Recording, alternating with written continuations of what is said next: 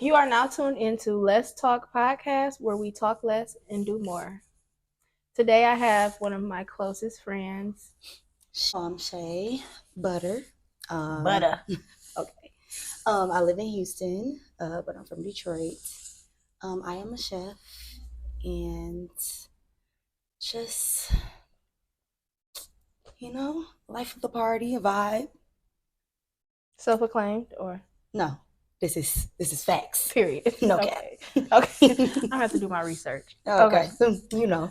So today, we are going to discuss healing, your healing journey, and how healing looks different with everyone because a lot of people go through the same things, but a lot of people's healing process is very, very, very different. So, the first question I would like to ask you is, how are you, like mentally, right now today? Right now, today. Okay. Me and my sister like to do this thing where we ask each other, "What's your number?" Oh, that's the thing for you and your sister.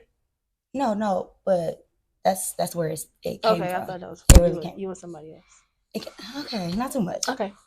But it came from my sister, Chevy the Sheegan. Shout out to you. But we like to ask each other, "What's your number?"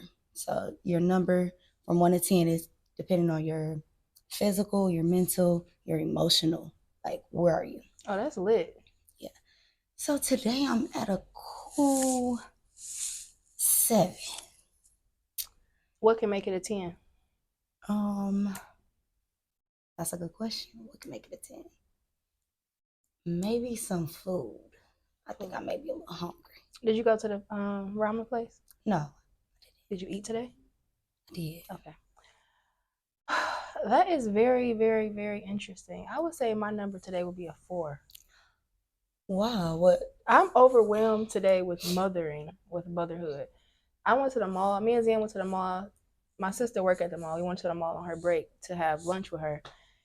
And I'm just overwhelmed. You know Zen. Zen is like it's no middle. It's either she's on 10 or she sleep for the night. Charging up to wake up on 20. So And I'm overwhelmed today. that can really take a toll on a person when, I mean, you have help, but at the end of the day, you're a single mother. So that can take, sometimes you just need a break. Like this is my break. This is why I say my podcast is for me. Of course, it's a podcast, so it's for people to watch and people to listen, but this is my break. This is my escape. It's like a virtual diary, I think. This is my thing. I'm doing it for me. And this is a part of my healing process to just get it out more. Because I'm more of a person where if it's not you, Alexis, like 2 other people, I'm not talking. Like, how are you? I'm good. Like yesterday, he was like, "What's wrong?" I'm like, "Nothing." Then I wrote you back like, "Actually, it's a lot." Right, like. So this is a part of my healing journey. And I'm at the beginning of my journey, actually. I'm at the very, very beginning. Honest, being 100% honest, I am, because I feel like I think I'm like. But you told me yesterday it's not a finish line because it's It's a gonna keep going. It's marathon. a It's gonna marathon. keep going. So I would feel like I'm close to being like there, like 100%, and then something triggered me and it take me all the way back to square one. And this, my friend Karita sent me a video, and it was basically saying, basically I am too attached to my past. Too attached to my past. I'm more attached to my past than I am committed to my future self, and that is true. I feel like I was some of my happiest. I just told somebody this earlier. They like you always whatever being a hater. I'm like I was the happiest I've ever been in during that time. So that's why I talk about it. That's why I reflect on it a lot. But I have to just let it go. It's like, they say it's like having a scar and you just keep looking at it. Why? You got to leave that alone in order for it to heal. I know. And I can honestly say I may have a problem with that as well. But being self-aware is always good. It's like, I know that I shouldn't be doing this. It's just like when you oblivious. I know it. I know it. I be like, I should not be Hello, like, yeah. So I feel like I keep putting myself back, but I'm making it a top priority to just keep moving forward. Even like, even as far as just the lifestyle, like hanging out for no reason, drinking for no reason, drinking every day. Sometimes I might be a little bored, like, cause okay, I've been journaling and doing little stuff like that, but sometimes it's like I need some excitement. I'm about to go to the bar, and then I'd be like, no, go to the bar for what? Like, what's your reason? Then I just go to sleep and take a nap. One thing I can say healing takes is um, discipline, Mm-hmm. because you have to be disciplined enough to continue to do the things that's going to help you heal. Mm-hmm. If you just only do it for a week and then you go back to what you was doing and going to the bar and drinking and doing that, That's how I feel about fasting, though. It's like I feel like people fast. You fast for discipline. I feel like you fast for some form of discipline. But I feel like, why fast? Okay, I'm fasting for 42 hours, 48 hours. After I finish fasting, I'm going right back to what I was eating and drinking, what I was doing. So when you fast, you're supposed to get clarity on whatever you, like, say you have an anxiety, overthinking so much, you fast for clarity and you pray. And that is what fasting is for. So after that, do you just go right back into doing whatever, eating whatever, or whatever you were fasting from? Do you go right back to that, or is that so? Or I always thought fasting was like getting something out your system. That's what I thought fasting was. Say for instance, I'm trying to get a new job and I need clarity on if this is the road, if this is the, should I go in this way or should I go this way or whatever. So I fast. I say I fast. Me, a person who drink Pepsis, 50,000 trillion Pepsis a day. Okay, I'm gonna give up pop. I'm gonna go to sleep at 8 and I'm gonna pray every morning.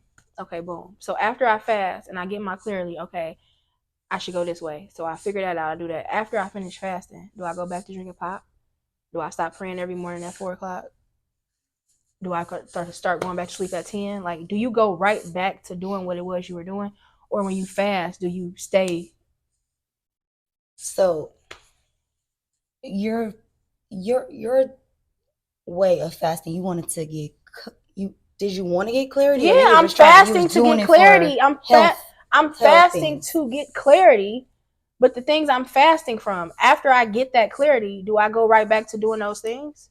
Or are those things done? Am I done? Like, I don't know. I'm not sure.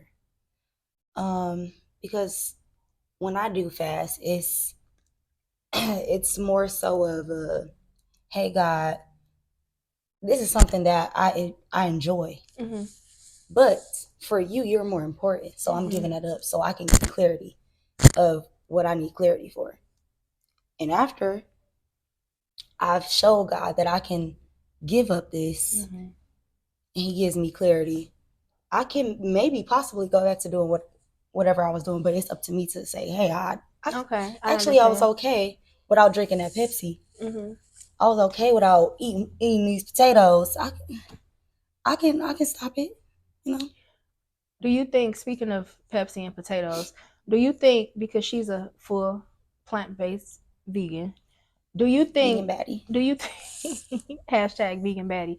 Do you think going vegan was a part of your healing process? Yes, definitely was. It was me being conscious. So it's like I love myself more than I love that food that's really not good for me. So I'm cautious of and conscious of what I put into my body. So that's the highest form of self-love and healing you can do.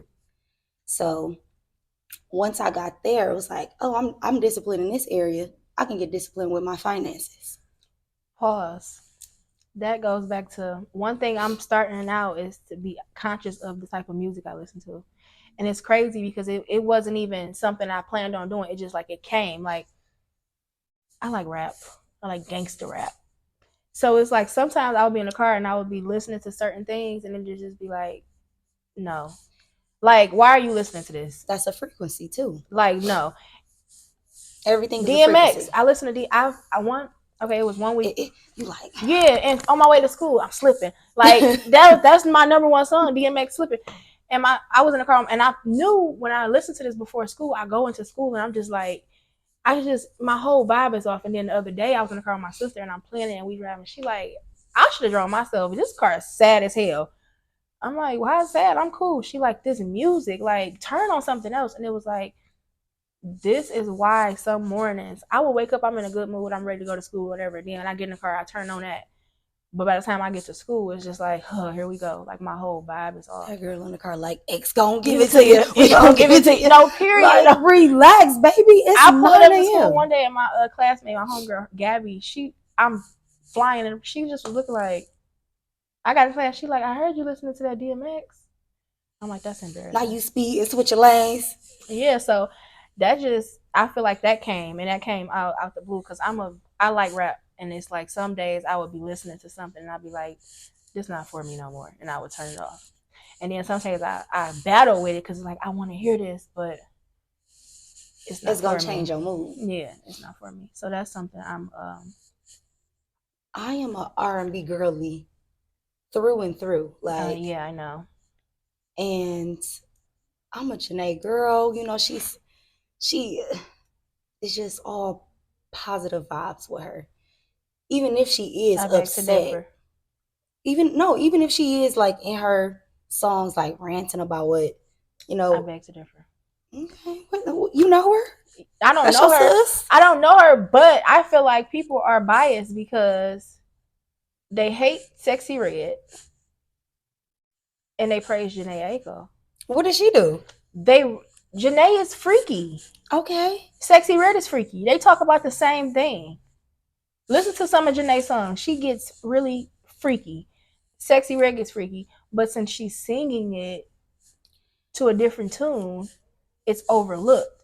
But Sexy Red come out, bow, bow, bow, bow. Everybody looking at her like she's a scumbag. Hellcats, SRTs, nigga. Yeah, like, if Jhené was singing that, it would be fine. Jhené actually put healing sounds in her songs. Okay. If you did not know that. Okay. I like Jhené. I'm a fan. She plays sound bowls, so she has a lot of that in her music. So her music is high frequency. When you listen to it, you feel a different way because it's not this low vibrational that Sexy Red is putting in her music. So it makes you feel different. You're right. I agree. I take that back. Please, reel it in, baby. That's my girl. I'm reeling that back. I'm a fan. I'm just saying. So, what is healing to you? Healing to me is okay. So a lot of the times we will break up with somebody, right? And just move on. Oh, I'm just over it. I'm just moving on, whatever. It's okay to be by yourself. A lot of people just move on because they're scared to be alone and they don't want to deal with the things that hurt them. Doing that work is the real self-love. So you don't believe the fastest way to get over somebody is to get under somebody else? No, I don't. I don't either. I was just... Okay. Then I was just making sure. Because when you just creating soul ties with somebody and you don't even know them, you just doing it just because you just broke up with somebody and they broke your heart and you don't want to feel it no more, you want to numb it. Healing hurts. It really hurts. And a lot of people don't want to do that, so they don't want to feel that. They just want to move on. You're gonna be uncomfortable. Yeah, it's gonna get ugly. So uncomfortable. You're gonna cry. It's gonna get ugly. You're gonna be one part of my healing, a healing journey I went through. I remember I was laying in the bed and I was just ugly, ugly and stank. I didn't even want to take a shower. I was just laying in the bed just crying. And I'm like, what the, like, but you have to go through. That's one of the times this is when I figured out you have to go through the fields. You have to go through the fields. Okay, we broke up. Okay, I'm going out.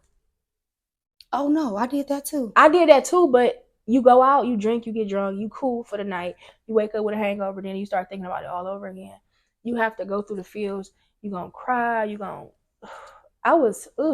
When I went through my breakup, girl, I went out every single night, mind you. Houston, something to do every night. I can't wait to come back. Okay, baby. I can't. Houston is Like, stay lit. focused. Houston is lit. Like, I cannot wait to go back to Houston. But I went out every single night, and even if I didn't go out, I'd be in the house drinking. Yeah, I don't want to feel that. And then I had to realize, like, damn, you gotta love yourself more than you ever love that nigga. Mm-hmm. So let's reel it back in, baby. Come back to reality, cause he ain't doing the same thing. He out with the nets, having a ball. Swear, living life, living large and in charge. Okay. Do you think that healing is? Do you think your process, like the way you heal, do you think is different as far as, say, for instance, you're healing from? Because I was talking to somebody earlier, and I was talking to them about today's show, and I'm like, today my topic is healing. Like, what kind of questions you think I should ask? And he was like, why can't you? He just immediately jumped to talking about relationships. And I'm like, bro, you're 45 plus, and you think the only form of healing is relationships? Like, that's the only thing you heal from? Go to you hell. Gotta heal from you your heal childhood from trauma. Childhood trauma. You heal from relationships. You heal from friendships. Do you think your process of healing, the way you heal, do you think is different for different stages? Yes, it really is. Healing from losing a friend, healing from, I felt like this as a child. Mm-hmm. Healing from that, like noticing that, like, damn, I might have abandonment issues because I felt like I was left alone for. I'm gonna get hell. I'm gonna get hell for this right here. Ooh, so I know y'all like to tussle. I told my aunt I don't ever remember her telling me that she loved me when I was a kid. And she like, girl, I don't. And you can't invalidate my feelings. I don't ever remember my father telling me that he loved me. Even, I mean, my aunt, now we like this. We talk, I love you. Some days I'll just text her, I love you, whatever. We like this. But as far as now with my dad, I feel like my dad has never told me he loved me. My dad don't even tell me happy birthday. Like, and then it's like, no matter how far in my healing journey I get, that's always something. Like, it always reverts back to that. It's like, I try to just exit out. Like, I'm okay. I don't need him. I'm okay. And like earlier today, somebody texted me, like, it's okay to not be okay. It's definitely okay. But I just feel like, no. And have you ever sat down and talked to him about it? He don't feel like it's like. Has therapy ever been an option for me and him? Mm-hmm. I feel like he's a grown adult man who's stuck, like knee deep, stuck in his ways. He has no interest on changing because the people around him don't hold him accountable for how he acts. So you around 50 people and just this one person is telling me that I need to change because the other 49 don't want to deal with the conflict, don't want to deal with the chaos. Well, I'm gonna change for just one person if the other 49 is laughing at my giggling with me. You know what I'm saying? But behind your back, they're saying, we know he fucked up. We know he, but you know. So I just use that situation as a guide on what not to be as a parent. And that's bold. I'm saying this. I love my father. Like, how can I not? Me and I mean are twins. Like, I love my dad. I would give anything to have a relationship with my father. But I used that as a guide to my co-parenting and just me being a parent. Sometimes when my daughter, you know how Zen is. Sometimes when she run around, I like stop, and then I just think about it, and I have to. And that's why Zen is so affectionate. She's so okay, mommy. She give me we kissing all the time. I love you. I tell my daughter I love her so much. She will never be able to tell me, you never told. Girl, I'm breaking all it. day. I love you. I love you. I love you. You beautiful. I love you. Every day I love you. Give me a hug. Give me a kiss. I don't care if I'm going to the gas station. Give me a kiss. I love you. I'll be back. It's a guide on what to be as a parent. And I think me having her and the situation that she came from is a part of my healing too, because oh my God, if I didn't have my daughter, I would probably be on cocaine. Let me ask you this. So, if I didn't have my daughter, I would be on cocaine, strung out. I mean, Zen is my reason for life. Like, if I didn't have Zen really saved my life. If I didn't have her, I would be all fucked up. I'm kind of fucked up now in the head, but you are. But I mean, if I didn't working have, on it. I'm working on it. But if I didn't have her, yeah. So all the shit, all the trauma from my childhood, it's teaching me. It's a blueprint of what not to be. So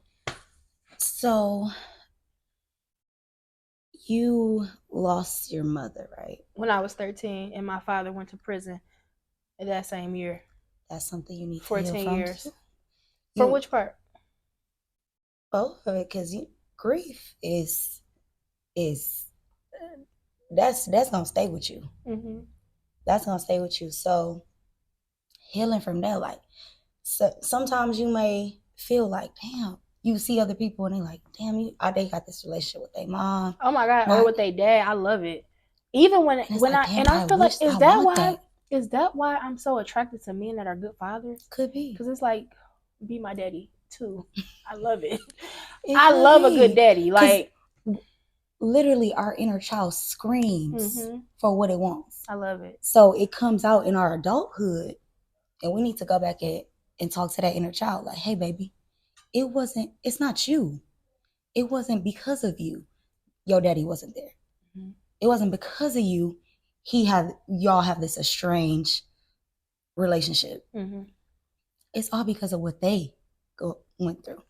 It's something that happened in his childhood that he hasn't acknowledged and won't try to go there because it hurts too much for him to even think about it. So he just gonna breeze past that, and it comes out towards you. And it's so unfortunate that in our community, people don't want to do the work. They just want to that happened in a lot of Black families. Like, oh, I was touched as a kid, and now you invalidating me. You telling me, oh no, that never happened. Mm-hmm. Whole time, Uncle Pete was sneaking in my bedroom, and I tried to tell y'all I'm crazy. I'm not crazy. I know what was going on with me. Mm-hmm. Don't invalidate me. But a lot of Black people, you don't put nobody in your business. What you going to therapy for? You don't put nobody in your business. Yeah, that is true. My stepsister just told me, I was just talking to her about something, and I hate it. This was a few months ago. This was before, because I really recently just locked in. I really locked in because I think I finally met somebody that was honest, like a man, honest, 100% honest. Like, you need to fix that. Like, nobody's about to deal with that attitude. You are a grown ass woman. Like, you need to learn how to communicate. You need to learn, please, because I look good, thicker than cold grits. So a guy is they just gonna say what they want to. They gonna say whatever. You know how many people told me I was perfect.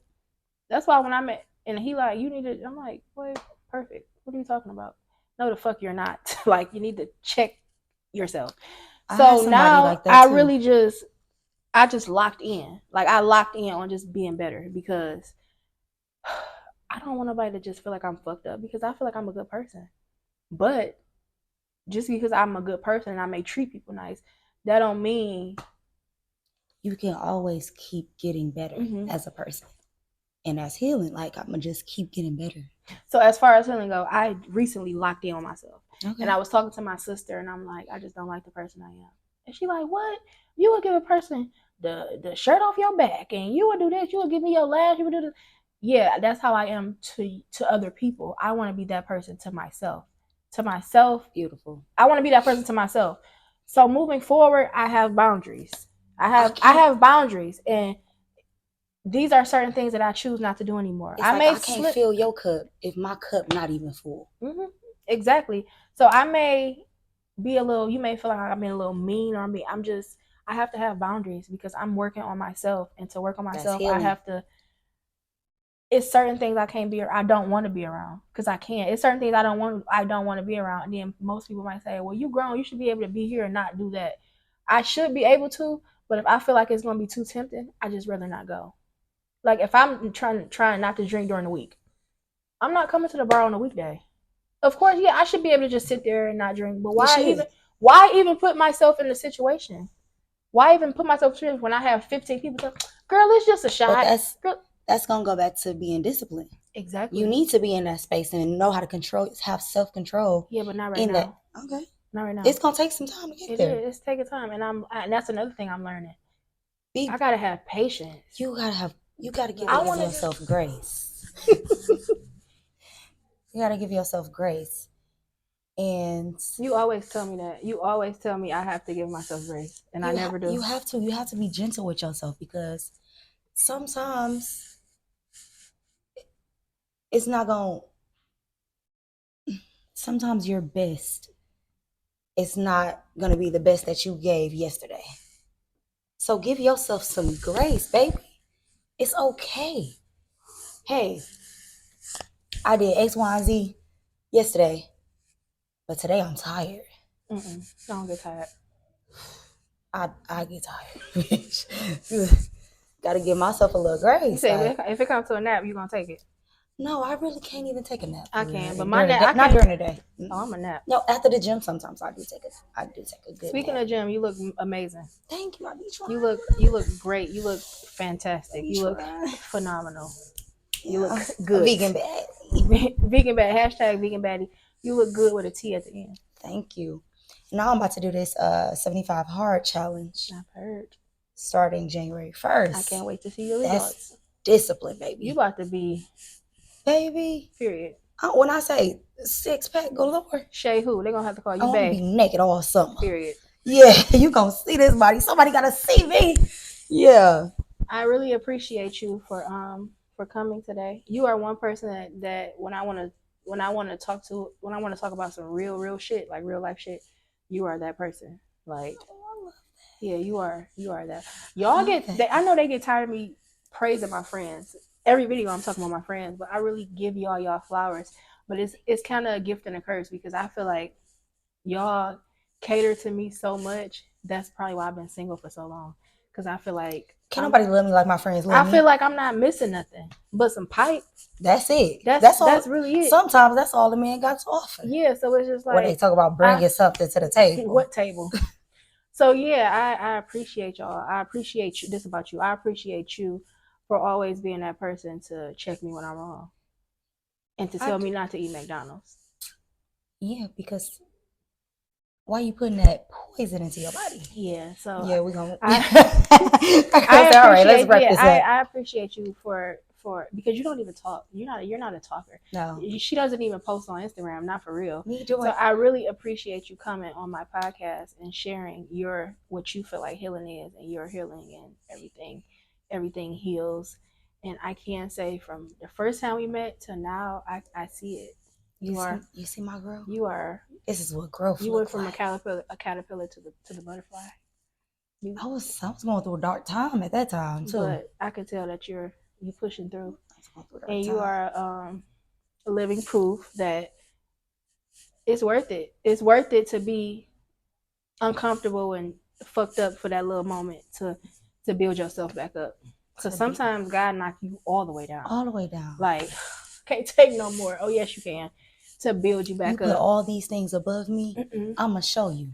And I really appreciate you just for being open, especially on my podcast. Yeah, because you don't even do this. I hate talking on Alexa's like, I'm gonna do a podcast today. Alexa's like, no, you're not. She's not gonna talk. I'm like, I love to have us, like our talk. Yeah. I will be in a room full of people when I was speak. That speak easy. Them conversations we had last night, I didn't want to leave. But I was having so much fun. I love fellowshipping with men. I love the men and women conversations, and it's men and women. It's not men versus women. Yeah, I love talking to that group. It was of an people. open discussion. That group of people, they wasn't down in women or downplaying how we felt or what we thought. They were just telling us that they agreed. They were men. Yeah, they were men. I appreciate that. Men. I love divine feminine energy and divine masculine energy. I loved it. Coming together and working hand in hand. And I appreciate you. Thank you for coming. All right. With love. So, guys. Bye.